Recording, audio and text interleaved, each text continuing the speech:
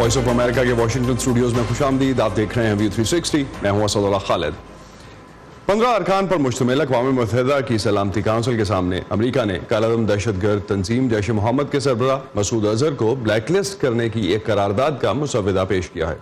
इस नौइयत की करारदाद 2 हफ्ते कबल भी पेश की गई थी, जो चीन की तरफ से उस मामले में मजीद वक्त मांगे जाने के बायस मंजूर नहीं हो पाई थी। इरम अब्बासी इस वक्त हमारे साथ मौजूद हैं, उनसे हम जानते हैं कि इस करारदाद की तफसीलात हैं क्या। जी इरम, क्या डिटेल्स हैं इस करारदाद की? इस दफ़ा क्या मुख्तलिफ है जो लास्ट टाइम जिस पे चीन ने टाइम लिया था? असद अपना वही मौक़िफ़ अमेरिका, बरतानिया और फ्रांस ने दोहराया है।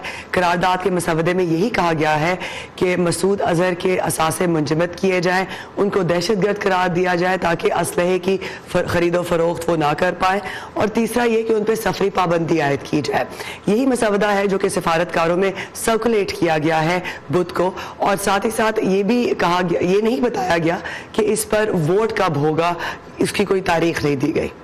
इस मामले में जो हमने रिएक्शन देखा है इरम, वो हम सुन लेते हैं। पहले पाकिस्तान की दफ्तर खारजा की जानिब से इस पर रद्द अमल आया है, और ख़ास तौर पे अगर हम इस रद्द अमल पे बात करें जो इस कोशिश पे कि जहाँ पे जैश मोहम्मद के सरबराह मौलाना मसूद अजहर को दहशतगर्द करार देने के हवाले से बात की गई है।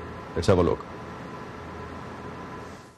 Listing is a purely technical issue. Listing एक खालिसतन तकनीकी मामला है और इस पर गौर फिक्र के लिए मुनासिब जगह यूएन सिक्योरिटी काउंसिल की 1267 सैंक्शंस कमेटी है। हमें अफसोस है कि अक़वाम मुत्तहिदा की सिक्योरिटी काउंसिल में एक ऐसे वक्त में ये करारदाद पेश की गई है जब ये मामला 1267 सैंक्शंस कमेटी की ज़ेर गौर था। इस मकसद के लिए कायम तरीक़ाकार को नजरअंदाज करके की जाने वाली कोशिशों से 1267 रजीम कमजोर होगा।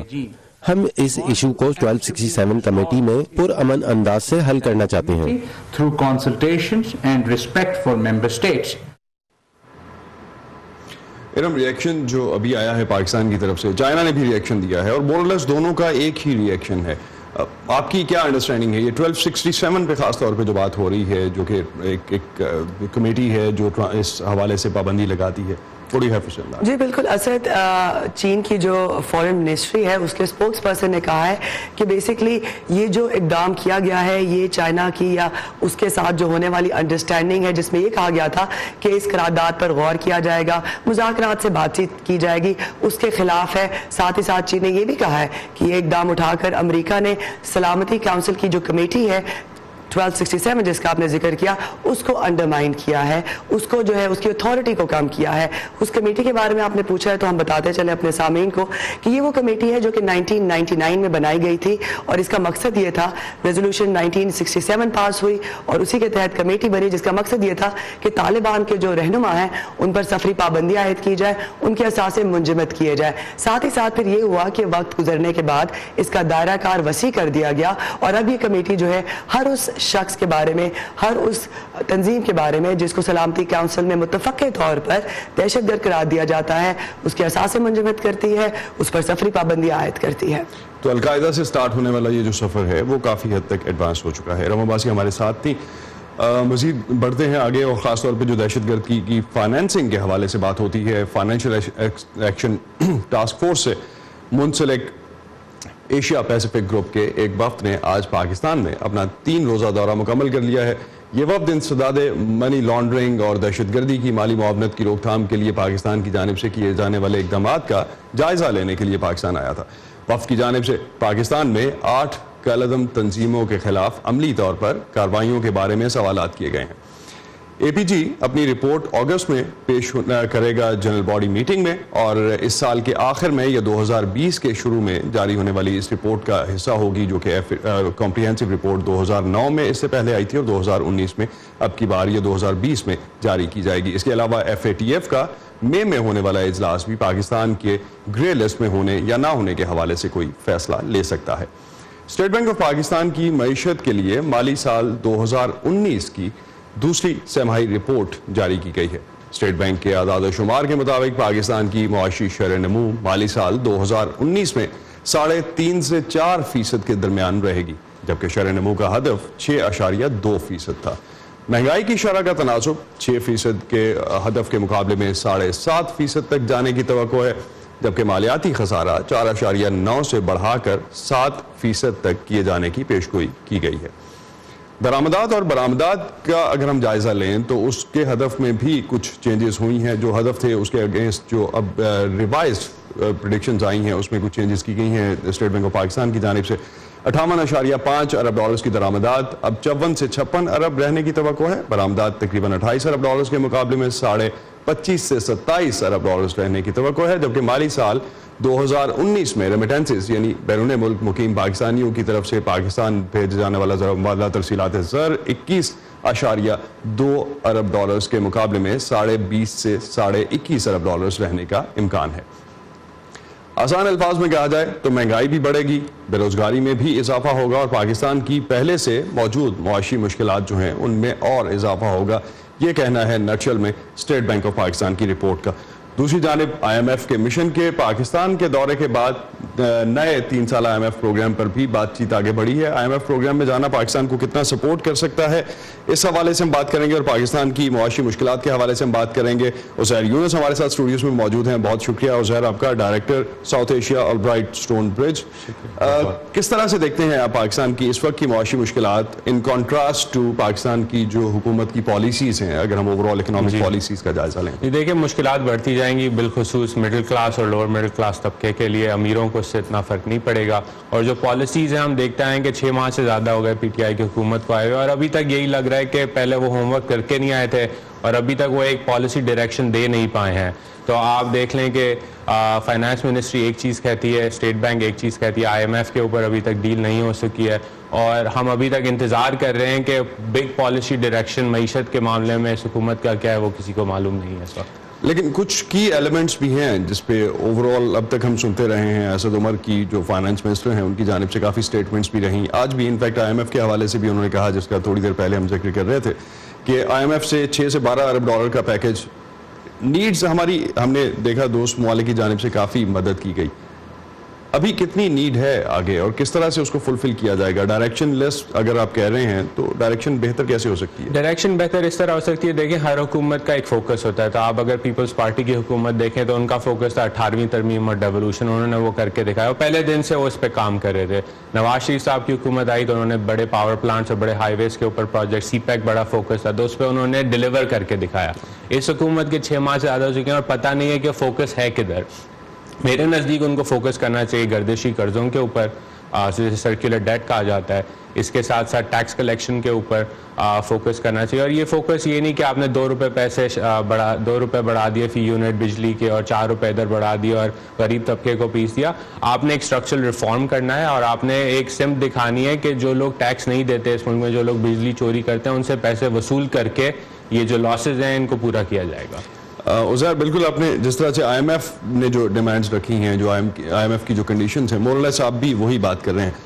क्या ये जेन्युइनली ज़रूरत है जो IMF कह रहा है? हम उसको अगर कंडीशनैलिटीज़ कहते हैं पाकिस्तान में, जिस तरह से उसको ट्रांसलेट किया जाता है, पाकिस्तान कहता है कि ये कंडीशनैलिटीज़ हैं, सॉफ्टन होनी चाहिए। तो अगर ये स्ट्रक्चरल रिफॉर्म्स हैं तो why they need to be soft? जी बिल्कुल होने चाहिए और मैं समझता हूँ कि ये नेसेसिटी है, IMF के बगैर या IMF के साथ होना चाहिए ये काम। और इसके लिए ज़रूरी दूसरी तरफ ये भी है कि आप पार्लियामान में बैठ के दूसरी जो बड़ी पार्टियां हैं उनको साथ लेके चलें, क्योंकि ये 5 साल का काम नहीं है। ये जो मसला है ये 40 साल से होते हुआ है, तो इसको साफ होते होते 10-15 साल लगेंगे। तो आपको कंटिन्यूटी चाहिए, उसके लिए बायन की ज़रूरत होगी।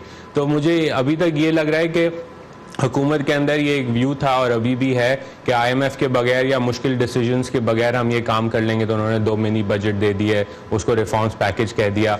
लेकिन ये जो मिनी बजट थे ये टैक्स कट था अमीरों के लिए, इससे गरीब तबके को कुछ फ़र्क नहीं पड़ा। और अब जब ये कह रहे हैं कि हम बिजली महंगी करेंगे, गैस महंगी करेंगे, जो कि IMF भी कह रहा है, तो उससे गरीब तबके को ज़्यादा नुकसान होगा। तो स्ट्रक्चरल रिफॉर्म्स आप कहते हैं कि वो ज़्यादा ज़रूरी हैं। IMF की कंडीशंस में कुछ और भी जो शराइत की बात कर रहे थे, IMF की शराइत की, उसमें करेंसी के हवाले से भी काफ़ी हद तक जो है वो बात की गई है। जी, और ये बात है रिफॉर्म्स की सिर्फ IMF या मैं नहीं कह रहा, ये स्टेट बैंक पाकिस्तान की रिपोर्ट में भी यही लिखा हुआ है। और करेंसी के मामले में जो फ्री फ्लोट की बात की जा रही है वो यही है कि जब आप एक करेंसी को एक ऊंचे लेवल पे रखते हैं तो आपके जो ज़र मुबादला के ज़खायर होते हैं वो आप यूज़ करते हैं उसको मैनेज करने के लिए। पाकिस्तान के पास वो ज़खायर हैं नहीं। तो आपने नवाज शरीफ के दौर में देखा कि जब वो करेंसी को ऊंचा रखा गया तो आप अपने जो है इम्पोर्ट बढ़ाते गए और ज़र मुबादला के ज़खायर कम होते गए। तो IMF का कहना यह है कि आप अपनी जो एक स्कैर्स रिसोर्स है उसको इन कामों में इस्तेमाल ना करें, कहीं और लगाएं और रुपए को वैसे ही होने दें जैसे दूसरी दुनिया की मईशत है वो उसको फ्लोट करने देती हैं। फाइन। तो सर लास्ट पे एक चीज़ एक्सपोर्ट्स के हवाले से, चूंकि जब भी हम रुपए को मैनेज करने की बात करते हैं साथ ही कहा जाता है कि एक्सपोर्ट पे भी उसका असर पड़ता है।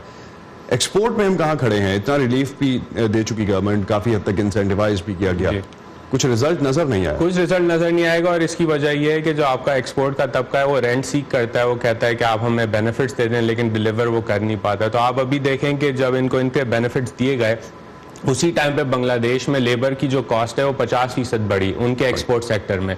उसके बावजूद बांग्लादेश की जो एक्सपोर्ट ग्रोथ है same according to the State Bank, ये मैं नहीं कह रहा, पाकिस्तान की फ्लैट थी 0% थी, बांग्लादेश की 5 से 6% थी। तो आप देख लें कि बांग्लादेश जहां लेबर को 50% से ज़्यादा पैसा दिया जा रहा है वो 5% से ग्रो कर रहा है उसका एक्सपोर्ट, और पाकिस्तान में जहां सनतकार कह रहे थे कि बहुत ज़बरदस्त पैकेज है वहाँ वो ग्रोथ नहीं दिखा सके। बहुत शुक्रिया उज़ैर आपका हमें ज्वाइन करने का। उज़ैर यूनुस नाज़रीन हमारे साथ थे, director South Asia Albright stone के साथ, और ख़ास तौर पे हम बात कर रहे थे कि जिस तरह से पाकिस्तान में इस वक्त मुआशी मुश्किलात हैं उन पे किस तरह से आगे चल के काबू पाया जा सकता है और नई गवर्नमेंट की डायरेक्शन क्या है। कुछ आगे बढ़ते हैं, फेसबुक के हवाले से कुछ डेवलपमेंट्स हैं। फेसबुक ने अपने प्लेटफॉर्म और इंस्टाग्राम पर सफ़ेद फॉर्म, कौम परस्ती और उस पर मबनी अलहदगी पसंदी की तारीफ जो है, नुमाइंदगी और हिमायत करने पर पाबंदी आयद कर दी है। न्यूजीलैंड के शहर क्राइस्टचर्च में हमलावर की जानिब से 2 मसाजिद पर दहशतगर्द हमलों की वीडियो की लाइव स्ट्रीमिंग को ना रोक सकने पर फेसबुक पर काफ़ी दबाव था। इस हवाले से काफ़ी क्रिटिसाइज भी किया जा रहा था, अगरचे फेसबुक ने नस्ल, मजहब और कौम परस्ती की सलामती काउंसिल के 15 में से 14 अरकान ने गोलान हाइट्स के मुतनाज़ा इलाके को इसराइल का हिस्सा तस्लीम करने के अमरीकी फैसले पर कड़ी तनकीद की है।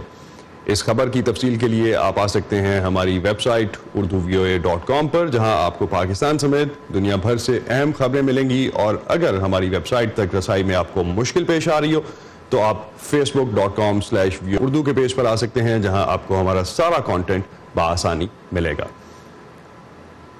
सूबा सिंध की तहजीब 5000 साल पुरानी बताई जाती है।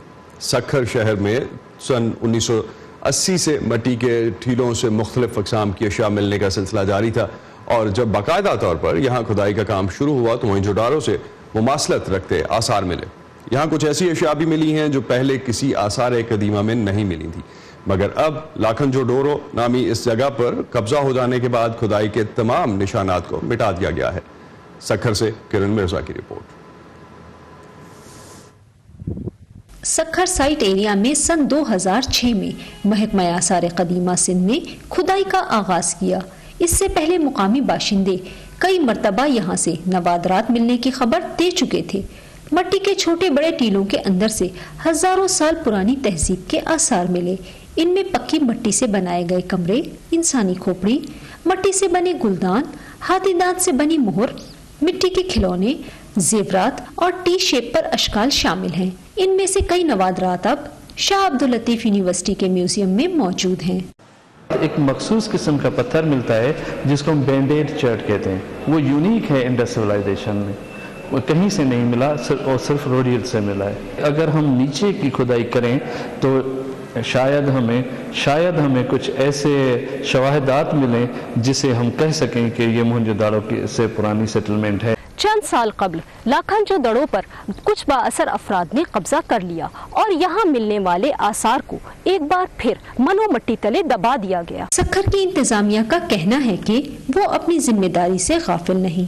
डेफिनेटली हम रिमूव करेंगे इंक्रोचमेंट्स को, और जो लोग इस कोताही के या इसमें इन्वॉल्वमेंट के मुर्तकब पाए गए उनके खिलाफ एक्शन होगा कानून के मुताबिक। लाखनजोदड़ो को महफूज करके आसार कदीमा के माहिरीन, तालिब इल्मों और सयाहों के लिए ये जगह मालूमात का खजाना बन सकती थी, लेकिन इस वक्त ये सिर्फ मट्टी का एक ढेर है। बहुत अफसोस हुआ, दिल देखकर खून के आंसू बह रहा कि ये सियाहती खजाना था जिसे हमें डेवलप करना चाहिए था, इसको प्रिजर्व करना चाहिए था। लाखनजोदड़ो की जमीन अगर कब्जा माफिया से न छुड़ाई गई तो दुनिया पाकिस्तान की जमीन में पोशीदा एक ऐसी तहजीब के बारे में जानने से महरूम रह जाएगी जो अपने अंदर एक दुनिया समोए हुए है, और इंसानी तारीख के अनोखे राज मिट्टी तले दफन ही रह जाएंगे।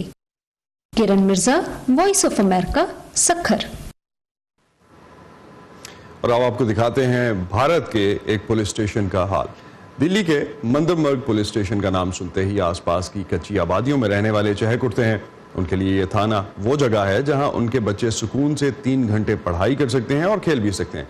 थाने में बच्चों को खुशामदीद कहने का आइडिया पुलिस वालों का ही था, लोगों को ये बताने के लिए कि वर्दी के पीछे एक दिल भी होता है।